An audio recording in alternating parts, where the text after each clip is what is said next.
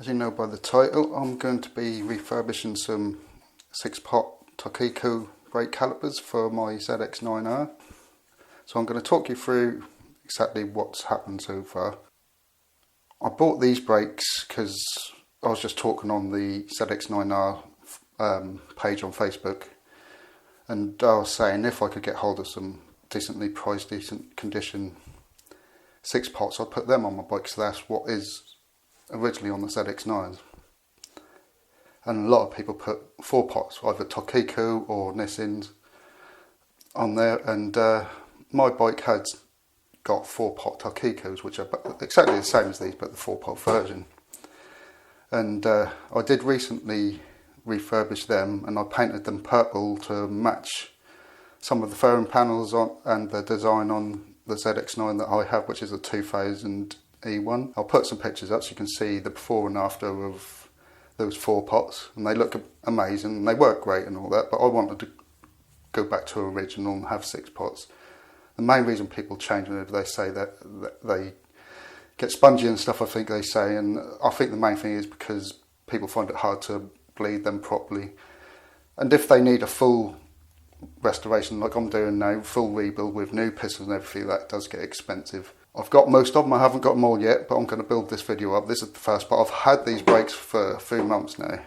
But I've been building up parts and stuff, and the main expense, like I say, is the pistons. So I've got most of them now. I need about 4 more out of the 12. But these are a couple that I managed to get out of these.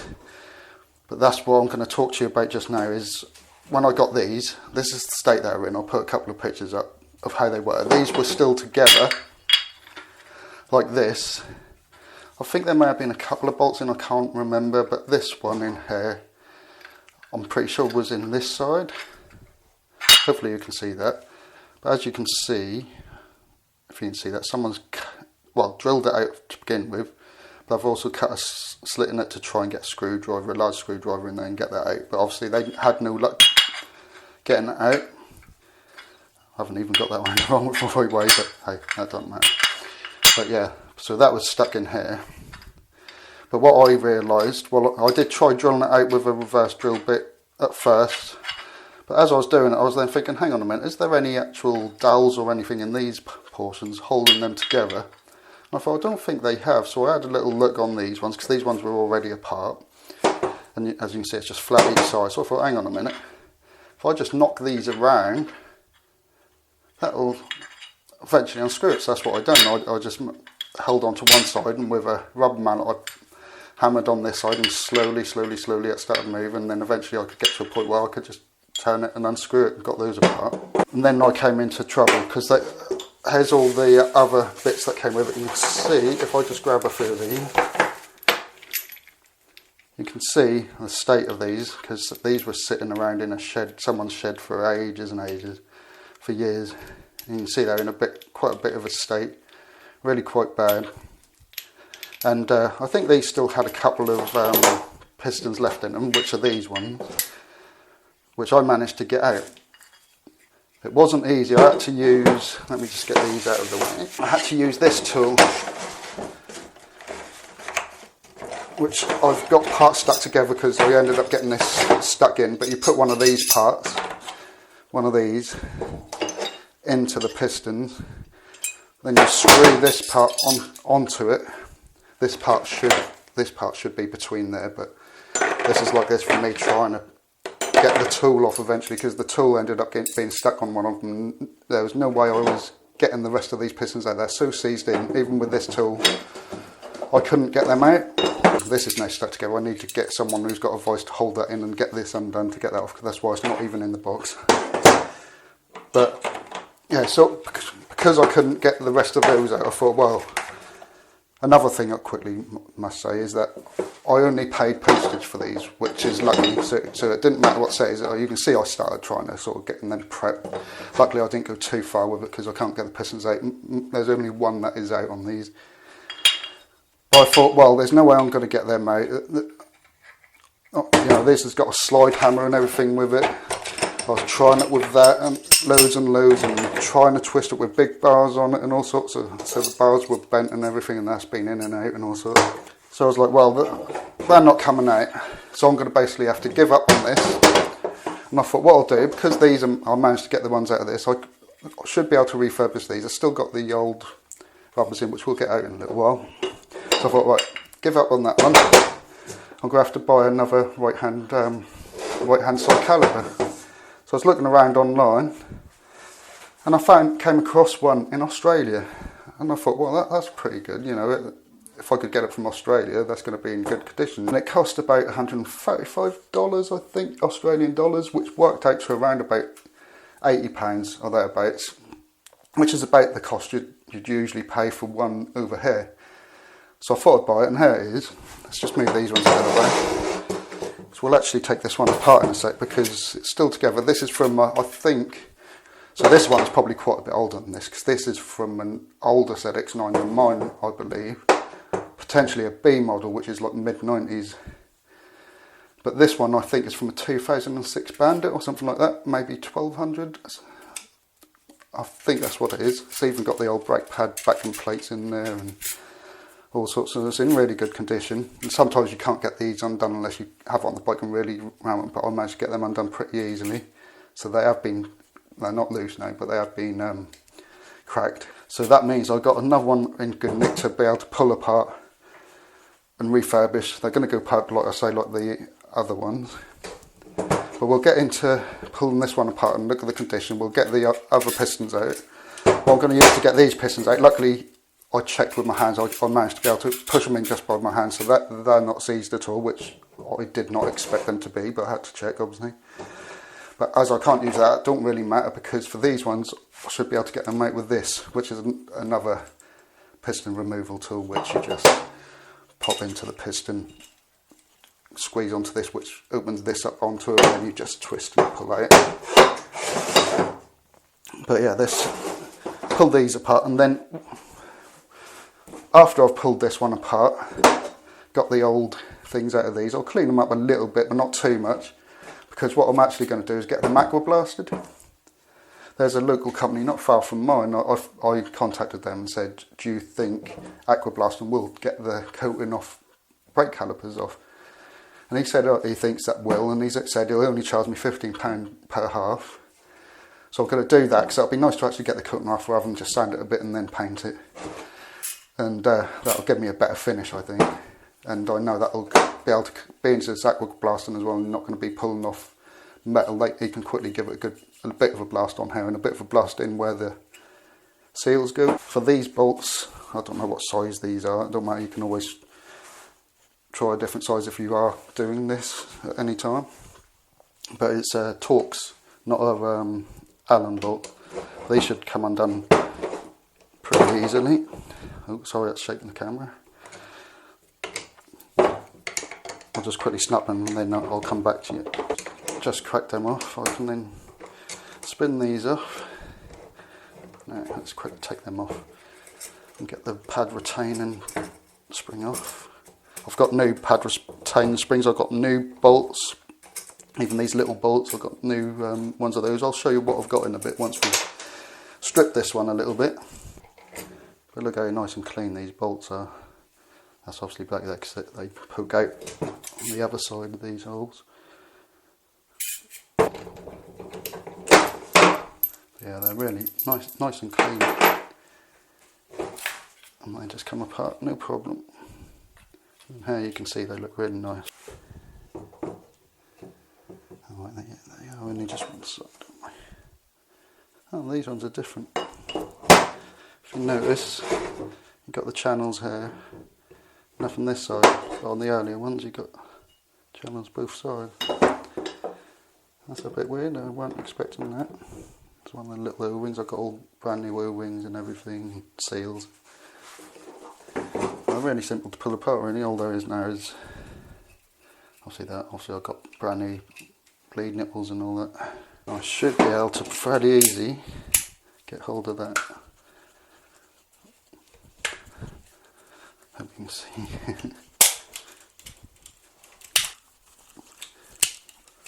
These can be a little bit of a pain to open if they do that. I'll just try trying to rush it a bit too much. Thank you. Stay nice and clean, nice and easy, and it's all lovely and clean. So they're not bad condition really, a bit of corrosion on the top bits and that, but like I say, I've got all brand new ones anyway. Two of these are 27mm and I think these are 24mm, so you've got two different size pistons.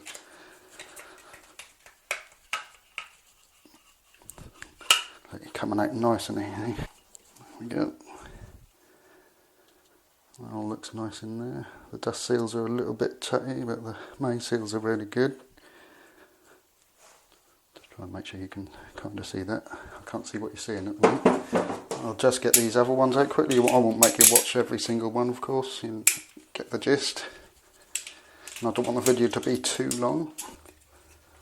These can be a bit of a pain once they're tight on something like this to get off, because you have to push it away from this metal bracket and pull this bit down. And then once that's done, open it up. Oh, I didn't notice that when the seals came out of one. So this one, if you can see that, where the seal went, super clean. It's like new. That won't be the same on these ones, I can tell you that. That's nasty in there. Again, I don't know well you can see that. Move those aside, that's all the pistons out. And just get the rubber seals out.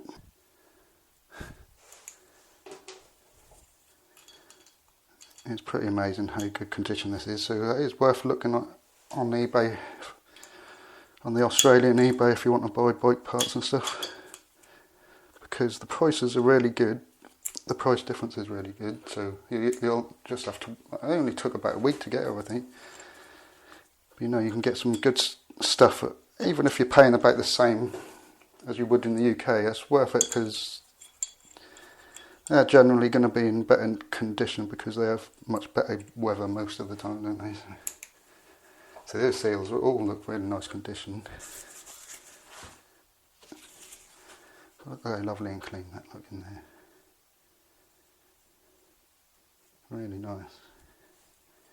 See, what I would usually do if they are like slightly corroded, I'd get some fine sandpaper and just go around them, like get my finger in the groove with some sandpaper and just give them a good sand for a while before putting the new seals in. Now I've shown those on video, they could probably be chucked out with the rest of the old bolts and stuff. Now I've got to try and get the old ones out. There's nothing in that dust seal side there. See that? Much worse condition. This is the main seal, not the dust seal, which protects that, because that shows that it's just been set for ages. Again, it would be able to be cleaned up well. We'll see that. All the corrosion was coming out with that then. As I was pulling that out, it's definitely making a mess, this one. I'll give them a little bit of a clean at some point, but I'll get them done soon. What we'll do, obviously you don't want to watch me taking out all of the seals in the next one as well. So in a sec I'm going to just clean this up a little bit, and then I'll show you the parts I've got, and then next time you see me, these should hopefully, well, that'll be a split second for you, but that may be a week or so, a couple of weeks. I'll come back. This might be set up slightly different because things change, you do things and what have you. But then I'll show you what they're like after aqua blasting. And we can then prep for paint. I've got the paint in here. I've got some etch primer somewhere because I like to use an etch primer on them, because what I'll do like a couple of thin layers of etch primer, and then I'll put the paint on top after about 20 minutes before it's fully dry, so the paint actually adheres to the etch primer as well. And I've had good results with that, and I know the etch primer, because that really holds on to the paint, that's going to give the main paint good adhesion to the actual caliper, so they're going to last well. And like I say, I've done my other calipers purple and they're still looking great now. That was quite a while ago. And I also did do a friend's ZX10 front calipers. His bike originally was orange, the ZX10 2005 Gen 1. Stay there. And it got damaged one time, so we had it painted Nardo grey and by a friend of his, and they painted some parts orange, including the brake calipers, but the wheels were also orange, so that was a little bit odd having orange wheels and orange calipers, and he said he preferred them to go back to gold, so I done that for him, and they look great now. I'll put a picture up of those before and after as well, so you can quickly see that. And I'll just quickly give this a quick clean up. I'll chuck all these out. And I'll be back in a sec to go through the parts I've got. This is the paint I use. It comes from Ireland. They're on eBay, www Auto Paint. Get my words out. I think that's probably what their shop on eBay is called. But it's the only place I can get this Cadbury purple, which is heat resistant. And it is a perfect match to the purple on my bike, which actually really shines in the sun. This shines in the sun really nicely as well, and it's really good even without a clear coat on top. Hello boy, you could come and help me? No, you don't go like that? Yeah, you could lay down then. It's my dog buddy, just checking in. And here we've got some parts I was then showing a second ago, but then there's a bit of sun in the way and I didn't like it. But there's all the seals, so you've got all the dust seals in there somewhere.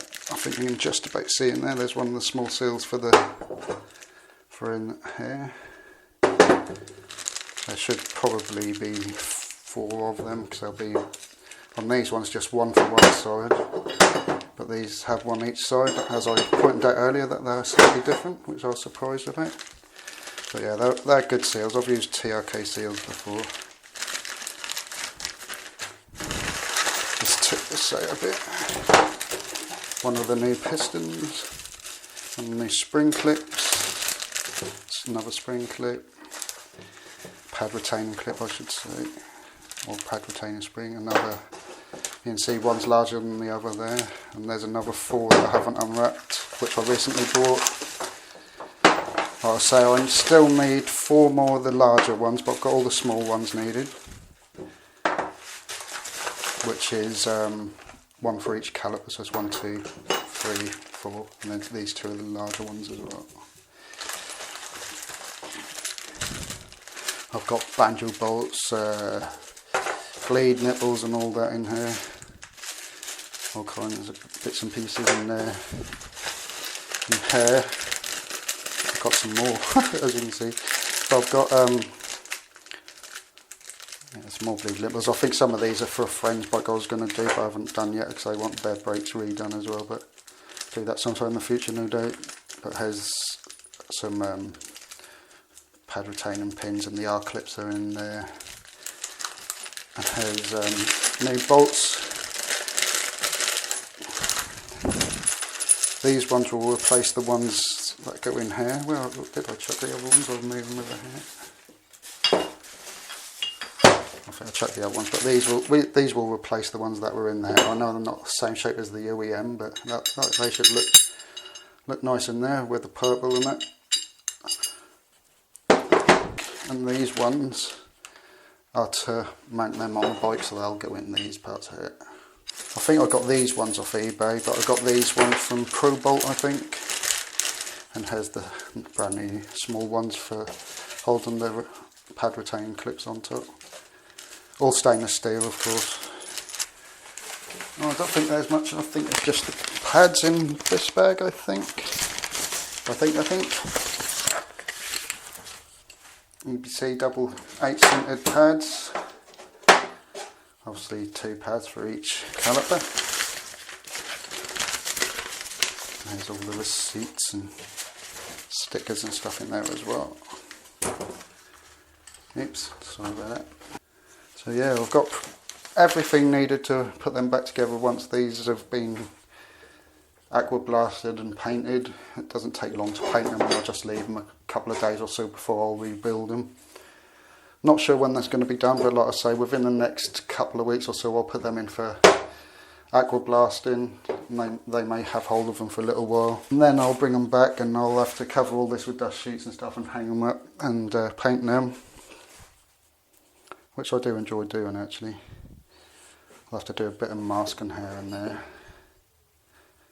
but not too much. I'm going to stuff these with tissue and a little bit of tape on the inside so I can paint around these parts, which I've done before.